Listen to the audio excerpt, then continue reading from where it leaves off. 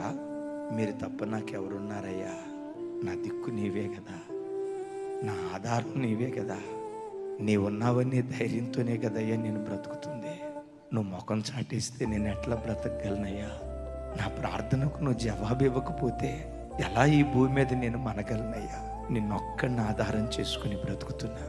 నా ధైర్యమైన, నా నిరీక్షణైనా, నా బలమైన, నాకుంటూ నా బ్రతుకులో ఒక విశ్వాసమైన అది మీరు ఒక్కళ్ళే యేసయ్యా.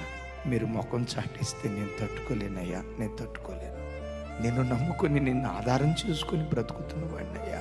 నన్ను నేను పరిపూర్ణంగా నీకు అప్పగించుకుంటున్నా అని నీ ప్రయత్నాలన్నీ ప్రక్కన పెట్టి ఎప్పుడైతే ప్రభువుకు నిన్ను నీవు అప్పగించుకోవటం ప్రారంభిస్తావో అప్పుడు నీ పోరాట భూమిలో దేవుడు అడుగుపెట్టి తన పరాక్రమాన్ని నీ పట్ల కనపరచడం ప్రారంభిస్తాడు.